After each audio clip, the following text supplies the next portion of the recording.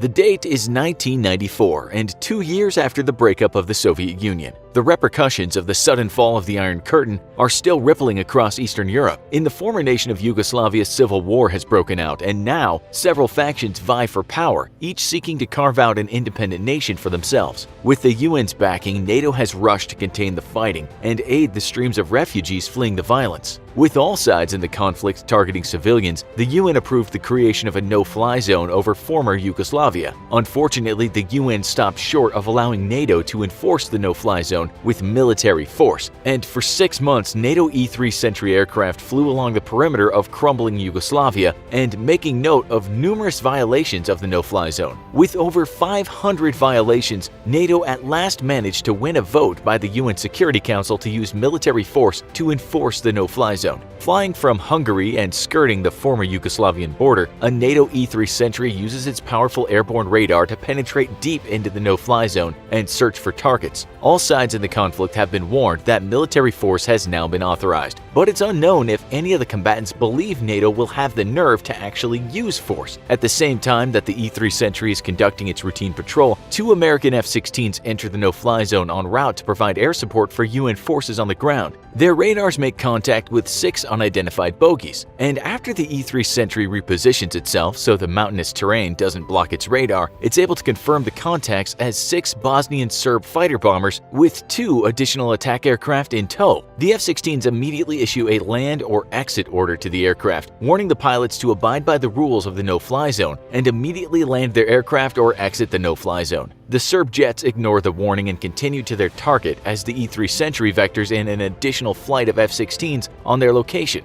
To the horror of everyone watching, the Serb aircraft drop bombs over their target, a military factory and adjacent civilian buildings. The intercepting American F-16s are immediately given the go-ahead to engage. Knowing they were under pursuit by the American F-16s, the Serb jets immediately turn back and scream for their base in the north. An American F-16 opens fire with a single AIM-120 AMRAAM at long range, and in seconds, one of the 8 aircraft is in flames and tumbling out of the sky. The remaining aircraft immediately hit the deck, flying at extremely low altitude and dodging and weaving through the mountainous terrain to avoid the American radar. The F-16s follow suit, undeterred, and press the attack, their afterburners easily catching up with the Serbian Jastreb fighter bombers. The lead F-16, now in close range, fires off a salvo of 2 AIM-9 Sidewinders, and each of them find their mark, sending 2 more aircraft tumbling out of the sky. The lead F-16 is now low on fuel and out of missiles though, and so he pulls out of the attack and hands the chase over to his wingman, who's been flying top cover above.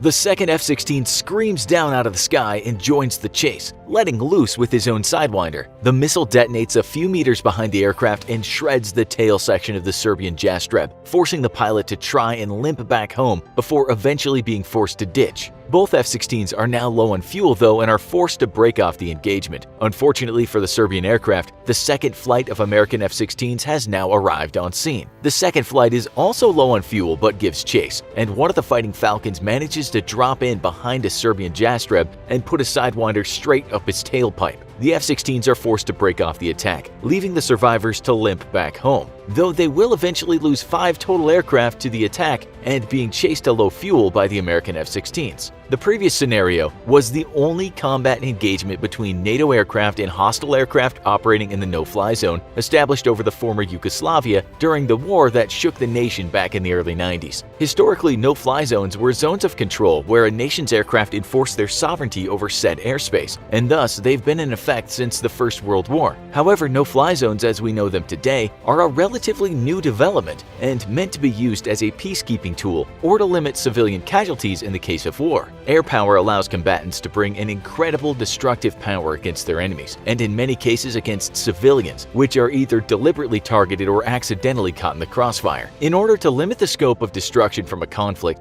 the international community has at times enforced no-fly zones in combat areas in order to suppress the air power of 2 rival factions. These no-fly zones are enforced with the goal of keeping civilian casualties as low as possible, or to prevent one military superior faction from strong-arming another. In a more practical sense for the rest of the world, they also serve to keep civilian aircraft out of a conflict zone, and thus keep them safe. No-fly zones will primarily be enforced to keep hostile aircraft grounded, but they can also serve to authorize peacekeeping forces to use their own air power to neutralize ground forces. During the Bosnia War, the NATO-enforced no-fly zone also gave authorization for NATO aircraft to conduct close air support and ground attack missions in support of UN forces on the ground, or to eliminate enemy forces targeting civilians. NATO aircraft frequently attacked concentrations of artillery and tanks, aiming to keep these weapons from being used on the civilian population, which was being massacred at the time. After the first Gulf War in Iraq, two separate no-fly zones were enforced by the Allies. One in the north of the country was placed to help prevent attacks on the Kurdish population by Saddam Hussein's regime, which had previously launched poison gas attacks against Kurdish towns. In the south, a no-fly zone was established to protect Iraq's Shia population from retaliation by Hussein for their support of the Allied war against him.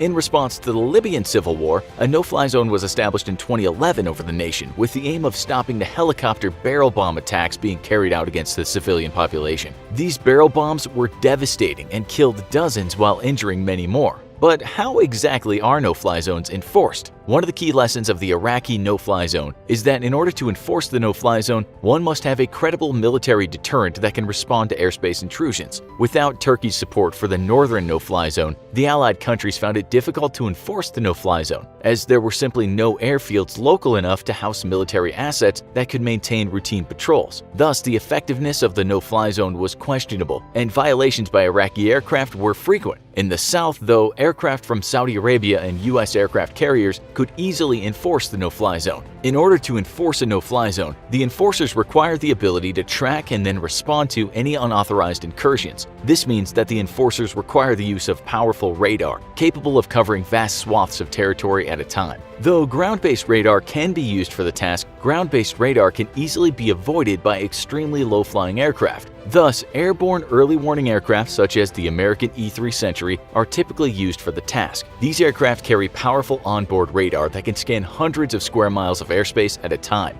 and with their high-altitude vantage point, they can be very difficult to hide from. Though, as in our opening scenario, low-flying aircraft using mountainous terrain can still hide from airborne radar if they know the location of the early warning aircraft and simply fly low and behind the cover of terrain. For this reason, it's important that your early warning aircraft be supported by additional units, which can fly patrol routes that minimize the number of blind spots hostile aircraft could hide in. However, this can quickly become expensive, as these aircraft aren't cheap to operate, and thus early warning aircraft typically fly less predictable patrol routes so that hostile aircraft aren't able to consistently use the same routes to avoid being spotted. In addition to an early warning aircraft, you then must have the means to physically enforce the no-fly zone, and this means only one thing: fighter support. In order for the no-fly zone to be credible, these fighters must be able to rapidly respond to violations and engage offending aircraft when needed. This means that an enforcer typically has two options. The first option is to maintain routine patrols of the airspace by fighter patrols. This can be expensive though and requires the use of tanker aircraft to support the fighters by providing in-flight refueling. In certain scenarios, this can increase the risk to aircraft by ground forces using anti-air weapons, as tankers are completely defenseless, as are aircraft in the midst of in-flight refueling.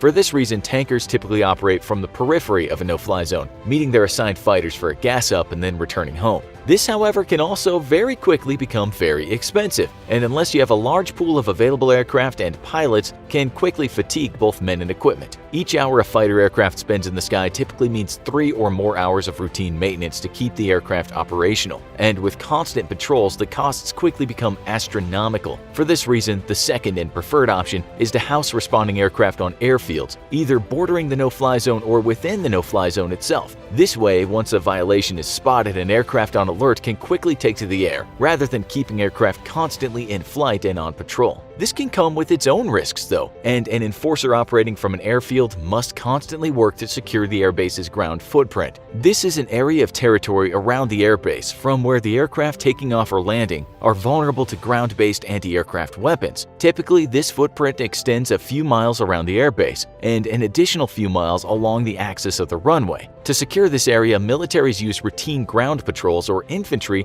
or other security forces. In the end, in order to enforce a no-fly zone, you must have the ability to credibly do so, which includes not just the physical resources but the political will. This was something that the Serbian forces in the Bosnian War did not believe NATO had, and led to the incident in our opening scenario. It's also important to have international support for your no-fly zone, as it's rare that an enforcing nation will have the territory to operate from near a combat zone unless it happens to occur right next door. This was a major problem for NATO forces trying to enforce the no-fly zone over northern Iraq after the First Gulf War, as the lack of Turkish support meant that NATO aircraft couldn't use Turkish territory to enforce the northern Iraqi no-fly zone. Do you think no-fly zones are worth the expense? Tell us in the comments, then watch our other video. Why does each US Air Force pilot helmet cost $400,000? As always, if you enjoyed this video, don't forget to like, share, and subscribe for more great content.